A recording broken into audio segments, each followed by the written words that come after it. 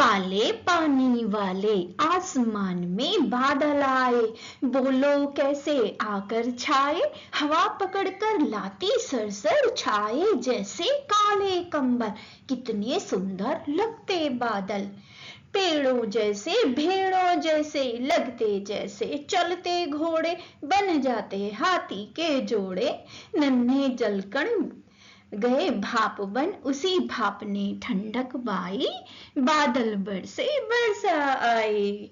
बिल्कुल जी हाँ दोस्तों, कल रात झमाझम बारिश, इस सीजन की पहली बारिश हुई, तो मुझे लगा आज बारिश पर पहली बूंद की बात की जाए। धरती के सूखे अधरों पर अमृत से पहली बूंद। नमस्कार साथियों, आज मैं कक्षा 6 मल्हार एनसीईआरटी पुस्तक का तीसरा पाठ पहली बूंद आपको लेकर आई हूँ, जिसके कवि गोपाल कृष्ण कौल जी हैं। संपूर्ण पाठल सहित यहाँ वीणावादी चैनल पर बने रहिए, अंत तक आपको बहुत सारी रोचक जानकारी इस पाठ की, कविता की मिलेगी। एमसीक्यूज, सीवीक्यूज, हॉट्स के साथ साथ आपको इंटरेस्टिंग एक्टिविटीज भी क्लास में करने के लिए मिलेंगी। रचनात्मक लेखन की बात होगी, माइंड मैप मस्तिष्क आरेखन की बात होगी। ठीक है, तो बने रहिएगा अंत तक। हाँ, लाइक शेयर कमेंट करना ना भूलें, बेल आइकन दबाकर संरक्षित करें अगली वीडियो की सूचना। तो भाई बहुत ही रोचक इंटरेस्टिंग कविता है। कविता पढ़ने का लाभ क्या है? कविता हमें सौंदर्य बोध कराती है, हमारे भावों को अभिव्यक्ति देती है सुंदर ढंग से, और सुनने वाले का मन बहुत प्रफुल्लित हो जाता है। आपने बॉलीवुड के सॉन्ग, हॉलीवुड के सॉन्ग सुने होंगे, संगीत किसको प्रिय नहीं है? तो रिमझिम बारिश भी सबको प्रिय है।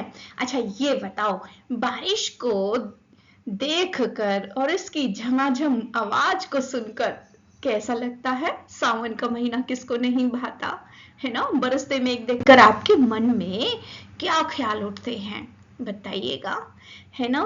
ऐसा लगता है ना जैसे इंद्र देवता अपना जादू का खेल दिखा रहे हो, झमझम बारिश होती है जब।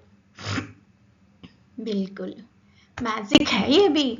पहली बूंद ना बरसे तो क्या होगा? धरती प्यासी ही मर जाएगी, सूखी हो जाएगी, बंजर हो जाएगी। इसलिए वर्षा का जो चक्र है वह धरती के लिए वरदान है। हम मनुष्य के लिए, जीव जंतुओं के लिए, पेड़ पौधों के लिए यह मानो ऑक्सीजन ही है। पाठ का उद्देश्य देखिए, प्रकृति का कायाकल्प। पहली बारिश से सूखी धरती और प्रकृति में आने वाले जादुई बदलावों को समझना, नव जीवन का उल्लास, बारिश के आगमन से होने वाले हर्ष और बीजों के अंकुरण, नए जीवन की शुरुआत का अनुभव करना, काव्य सौंदर्य, बादलों और धरती के बीच के मानवीकरण, है ना, पर्सोनिफिकेशन और रूपकों की पहचान करना। कविता के अंगों पर हम निश्चित रूप से आपके लिए इस कविता का विश्लेषण भी करेंगे और इस ढंग से पढ़ेंगे कि एक एक चीज आपको स्पष्ट हो जाए और परीक्षा में चुटकी बजाते आप प्रश्नों को हल कर लें। अब ये देखिए, माइंड मैप मस्तिष्क आरेखन इस कविता का, जिसमें है काव्य सौंदर्य, प्रकृति का मनमोहक चित्रण और उपमा रूपक मानवीकरण का सुंदर प्रयोग है, सरल मधुर लयात्मक भाषा है, ध्वन्यात्मक शब्द है, कविता में कल्पना की उड़ान है और भाव है। तो भाई ये प्रकृति प्रेम, तो ये आपका काव्य सौंदर्य, बहुत अच्छे कविता के अंग हमने स्पष्ट किए। कविता की मुख्य विचार है, पहली बूंद धरती के लिए वरदान है। किस प्रकार है यह हम आगे विस्तार से जानेंगे। भाषा शैली की बात हो गई। अब मुख्य शब्द नहीं पता होंगे तो आप प्रश्नोत्तर ही नहीं कर सकते। तो भाई मुख्य शब्द की वर्ड है इस कविता के, पहली बूंद, बादल, वर्षा, धरती, है ना, और हरियाली, जीवन, आशा, प्रसन्नता, प्रकृति, जल, परिवर्तन, जलवायु, सुख, आनंद, वरदान। अब इसमें घटनाएं, मुख्य पंक्तियां कौन सी है? आसमान में बादल छाए, पहली बूंद का धरती पर गिरना, सूखी धरती को बूंद की प्यास, बूंद से जीवन में नई जीवन, आशा का आस या संचार, चारों ओर हरियाली और खुशहाली। संदेश क्या है? जल ही जीवन है, प्रकृति का सम्मान करें। छोटी बूंद हमें बहुत कुछ सिखाती है परोपकार सिखाती है, धरती पर नवजीवन लाना सिखाती है। अगर हम दूसरों के जीवन में खुशियां भरेंगे तो हम भी खुशियों से भर जाएंगे, निश्चित मानिए। जैसे कि वर्षा की पहली बूंदें। बाल मनोविज्ञान के चितेरे गोपाल कृष्ण कौल, जिनका जन्म 1923 में हुआ और मृत्यु 2007 में हुई, भाई इनकी जो पहचान मिली वो प्रसिद्ध साहित्यकार, बाल साहित्यकार और बाल मनोवैज्ञानिक। और भाई इनके कहीं पूरा इंटरनेट पे खोज मारा, इनका कहीं चित्र उपलब्ध नहीं है।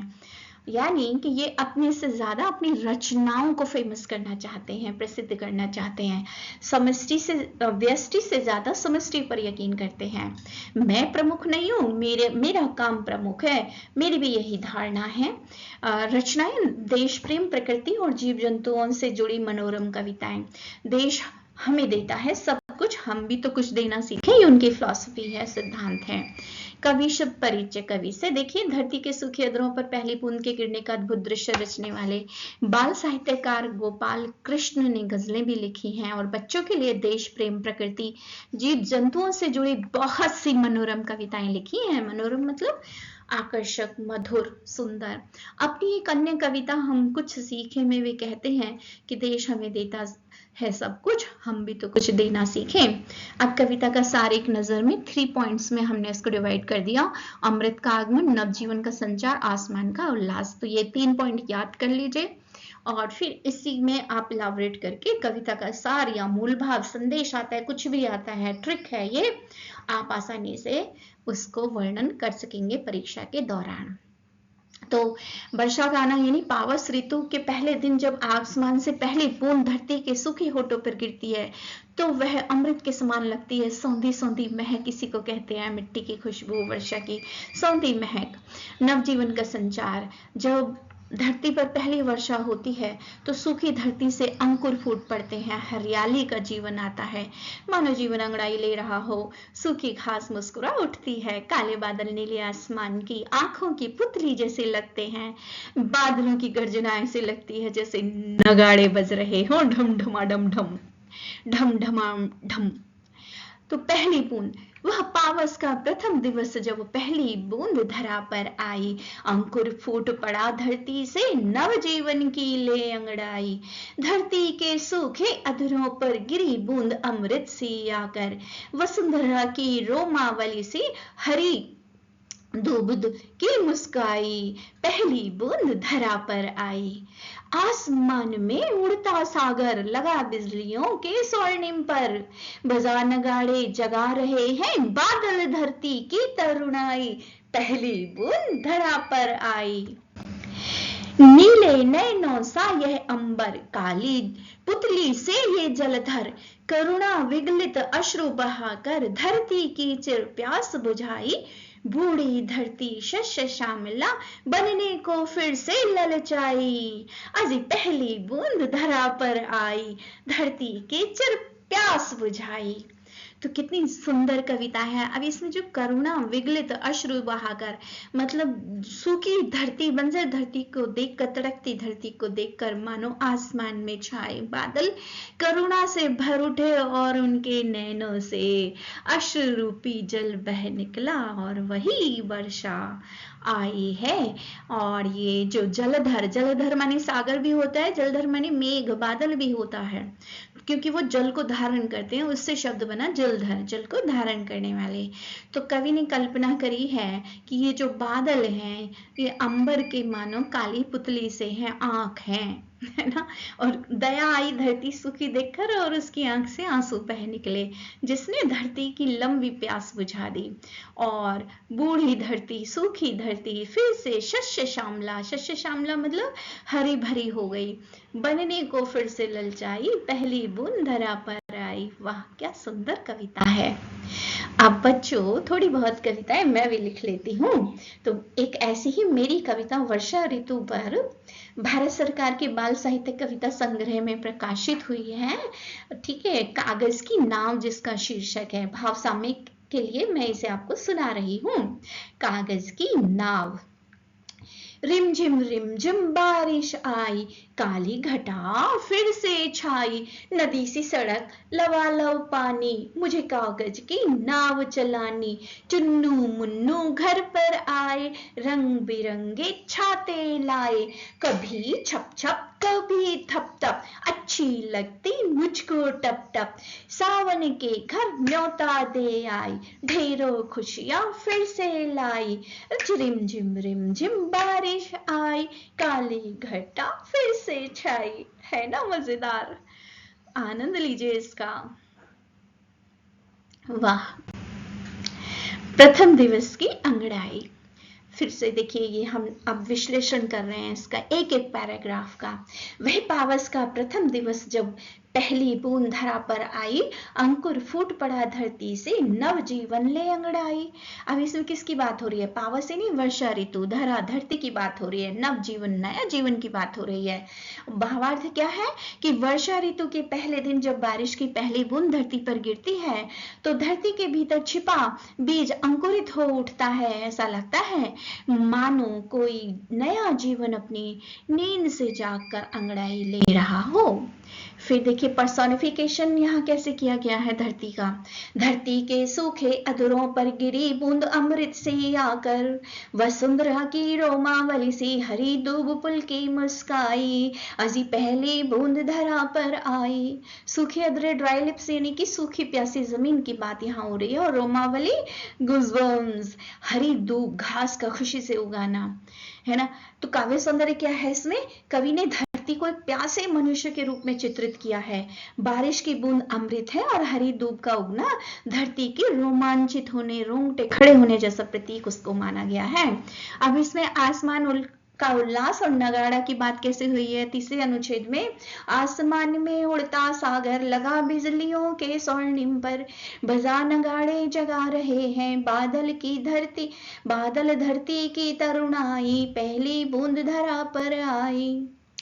काव्य सौंदर्य देखो, उड़ता सागर ना, बादलों में इतना अधिक जल भरा है कि वे आकाश में उड़ते हुए विशाल समुद्र के समान लग रहे हैं, और कड़कती हुई बिजलियां बादलों के सुनहरे पंख, गोल्डन विंग्स जैसी प्रतीत हो रही हैं। और नगाड़े कैसे बज रहे हैं? बादलों की भयंकर गड़गड़ाहट आपस में टकराते हुए बिजली चमकती है ना, तो वो जो गड़गड़ाहट है नगाड़ों की गूंज जैसी लग रही है कवि को, और हमें भी लगती है, जो धरती की युवावस्था यानी तरुणाई को, यौवन को फिर से जगा रही है, धरती को जवान कर रही है। सुंदर कविता है ना। आसमान का उल्लास और नगाड़ा प्रतीकात्मक यहाँ पे प्रयुक्त हुए हैं। अब नीले नैनों सा यह अंबर, काली पुतली से ये जलधर, करुणा विगलित अश्रु बहाकर धरती की चिर प्यास बुझाई, बूढ़ी धरती शस्य श्यामला वनने को फिर से ललचाई। पहली बूंद धरा पर आई, ऐसी पहली बूंद धरा पर आई।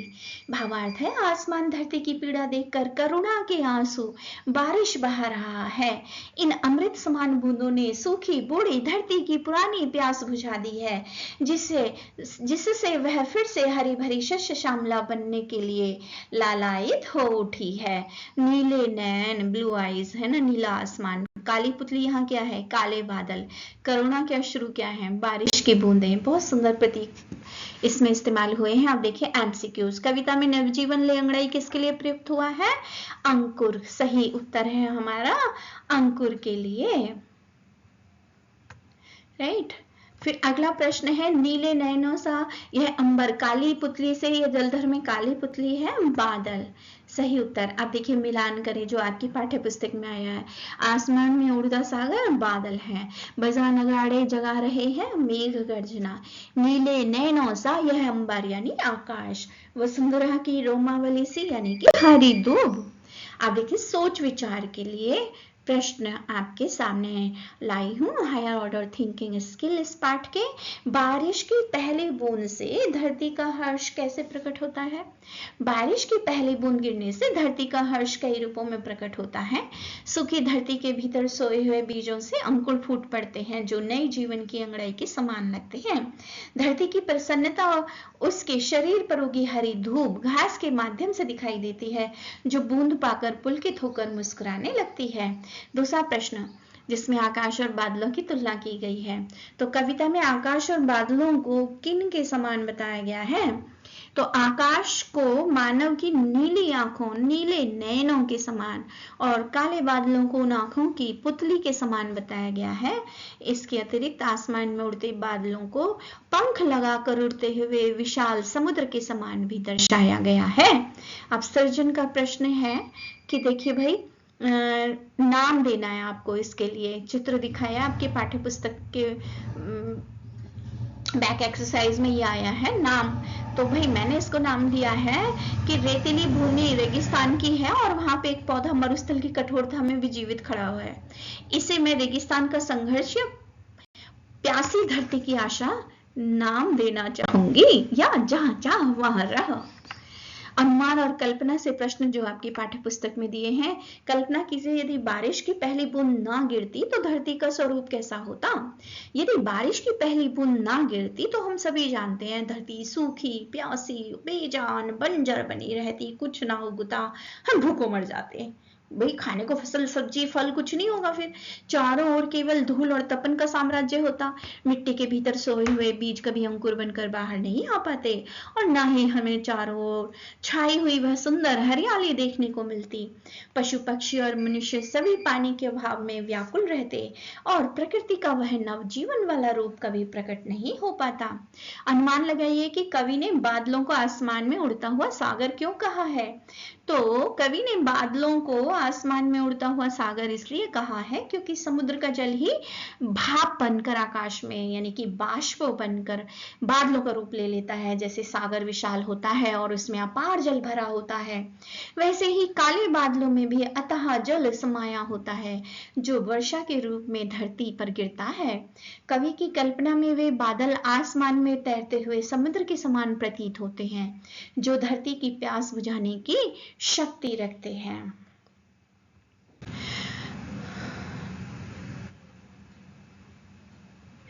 अगला प्रश्न है, कल्पना कीजिए कि आप मिट्टी के नीचे सोए हुए एक बीज हैं। पहली बूंद का स्पर्श पाते ही आपके मन में क्या विचार आए होंगे? तो मिट्टी के नीचे सोए हुए एक नन्हे बीज के रूप में पहली बूंद का स्पर्श पाते ही मुझे ऐसा एहसास हुआ होगा कि किसी ने मुझे गहरी नींद से जगा दिया है। बूंद की शीतलता ने मेरे भीतर के आलस को दूर भगा दिया। मुझे धरती की सतह से बाहर निकाल कर इस सुंदर दुनिया को देखने की उत्सुकता हुई होगी।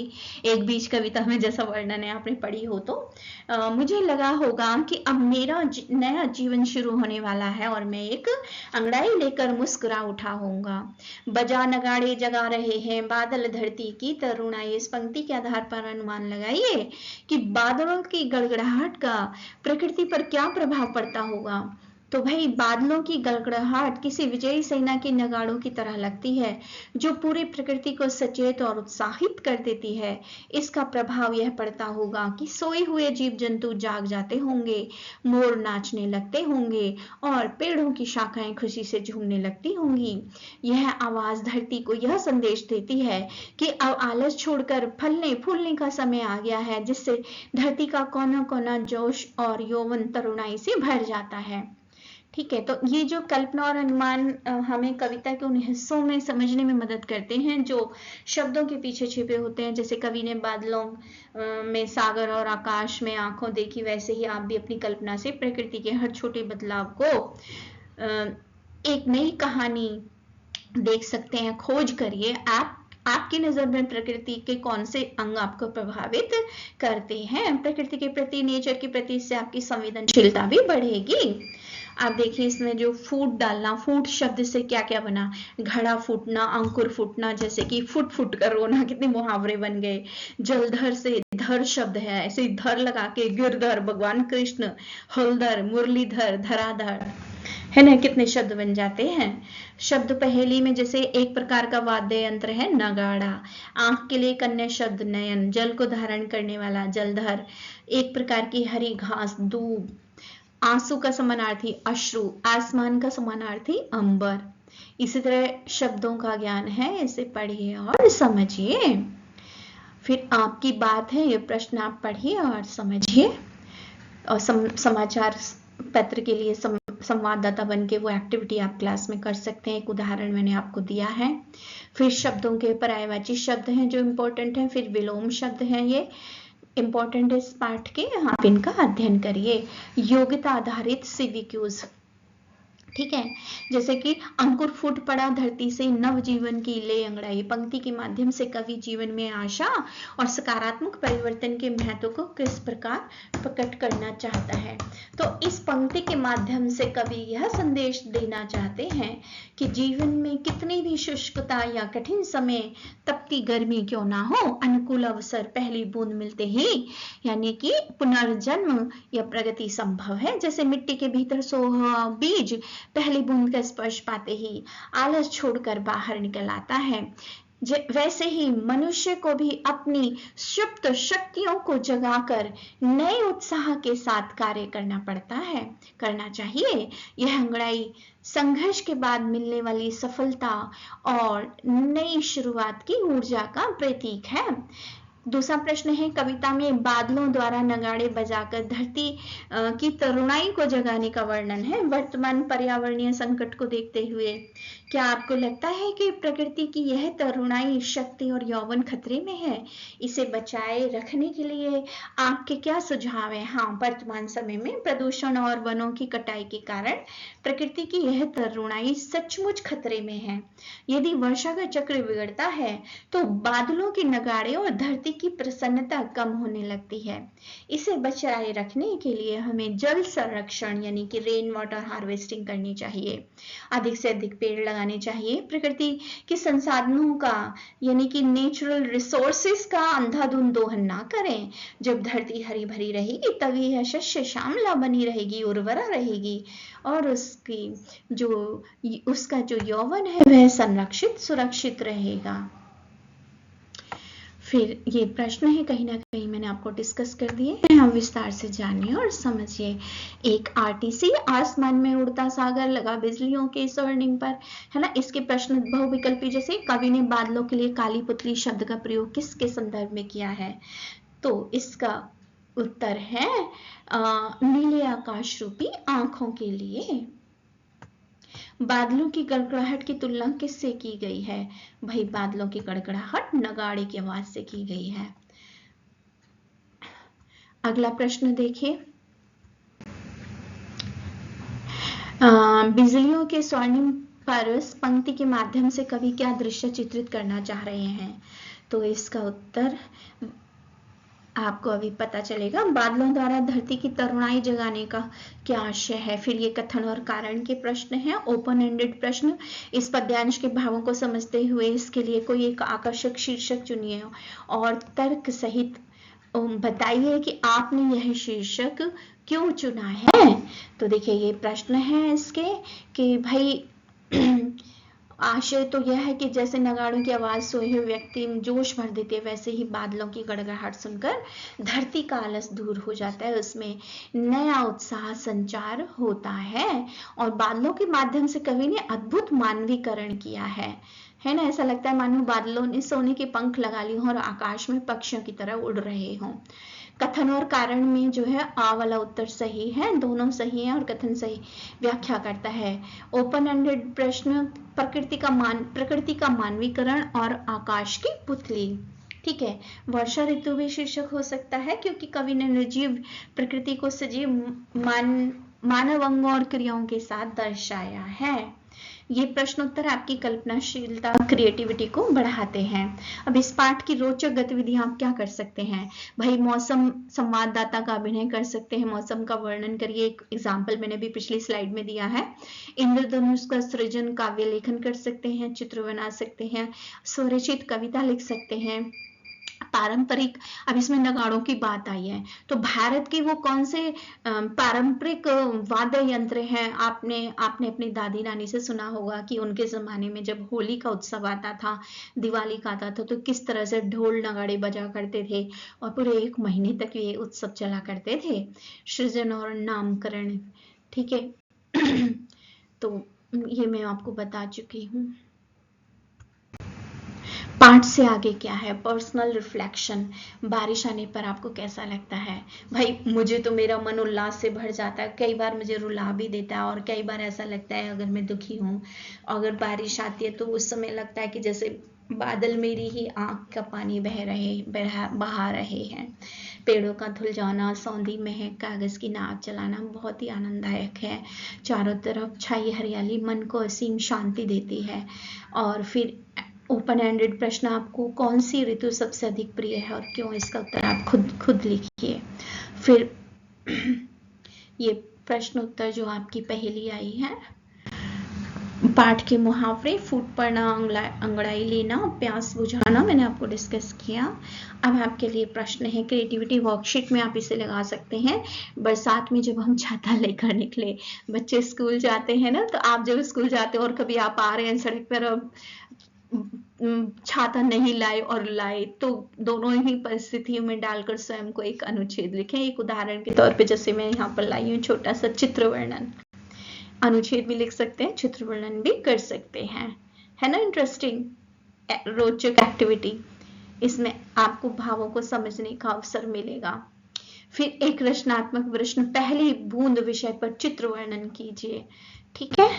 और फिर दूसरा प्रश्न, पहली बूंद, या यदि मैं पहली बूंद होती, या यदि मैं बादल होती, इस पर आपको स्वरचित कविता लिखनी है। एक उदाहरण के तौर पे मैं आपके लिए पैराग्राफ लाई हूँ क्रिएटिविटी का।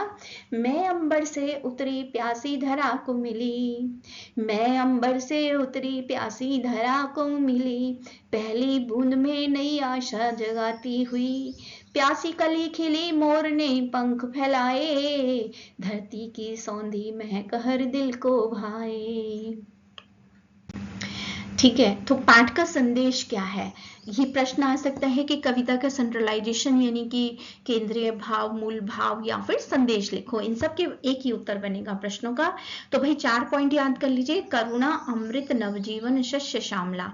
फिर इन्हें आप अपने शब्दों में इलाबरेट कर दीजिए। हो गया आपका कोर टेक अवे, मूल भाव। यह कविता हमें आकाश और धरती के बीच जीवनदायी संबंध को समझाती है। यह सिखाती है कि जिस प्रकार आसमान धरती के दुख में करुणा के आंसू बहाता है, उसी प्रकार हमें भी दूसरों के प्रति सहानुभूति रखनी चाहिए। हर सुखी और कठिन समय के बाद नव जीवन अवश्य आता है। पहली बूंद प्रकृति के पुनर्जन्म का उत्सव है। हमने क्या क्या सीखा, ये दोहरा लेते हैं। हमने प्रकृति का नव श्रृंगार, धरती से फूटते नए अंकुर, पहली बूंद वर्षा की से देखा। सूखी धरती की प्यास बुझी, हरी धूप की मुस्कान बढ़ी, आसमान में उड़ता सागर मानो बादल जब उड़ते हैं बरसाते हुए। नीला अंबर, काली पुतली क्या है? कवि ने आकाश को नीले नयन और बादलों को काली पुतली बताया है। फिर बादलों के नगाड़े और तुरही, बादलों की गर्जना धरती को जगाने के लिए बजने वाले नगाड़ों और तुरही जैसी है। फिर कविता के प्रतीक आए हैं, इसमें अमृत के समान है, जैसे अमृत बताया है वर्षा को, पहली है वर्षा को जलधर, है ना, ये कीवर्ड भी है बच्चों। तो भाव साम्य के लिए, जो निकलकर बादलों की गोद से थी, अभी एक बूंद कुछ आगे बढ़ी, सोचने फिर वही मन में लगी, आह क्यों घर छोड़कर मैं यूं खड़ी। अयोध्या सिंह उपाध्याय प्रसिद्ध कवि हुए हमारे हरिऔध जी, उनकी ये कविता है। आप पढ़िए, इसे सर्च करिए पुस्तकालय से, राइट। तो भाई अब यहाँ हमारी बात खत्म होने जा रही है। आपका धन्यवाद अदा करती हूँ, आपने अंत तक वीडियो देखी। Please like, share, comment. क्योंकि यहाँ पर आपको मिलते हैं इंटरेस्टिंग चैप्टर 6 से लेकर 10th तक, जिसमें 6 to 8 मल्हार है एनसीईआरटी की, 9th की गंगा नई पुस्तक आई है। गंगा के सभी चैप्टर मेरी वीडियो में वीणावादी चैनल पर आ चुके हैं, और उसमें सब कुछ है, A to Z है, माइंड मैप है, कॉमिक्स हैं, और चित्रात्मक व्याख्या है, विश्लेषण है, सभी प्रश्नोत्तर हैं, पाठों के बैक एक्सरसाइज हैं। इससे भी अलग सीबीएसई हॉट्स हैं जो आपको कहीं नहीं मिलेंगे। ट्रिक एंड टिप्स के साथ आसान तरीका आपको बताती हूँ लर्न करने का, कम से कम समय में कैसे याद कर लें। तो totally NCERT solution with creativity.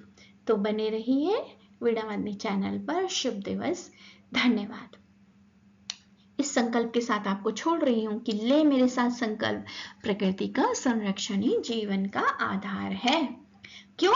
क्योंकि जल जंगल और जमीन है जीने की आस, खत्म हुए जो ये सभी, मिले कहाँ फिर सांस।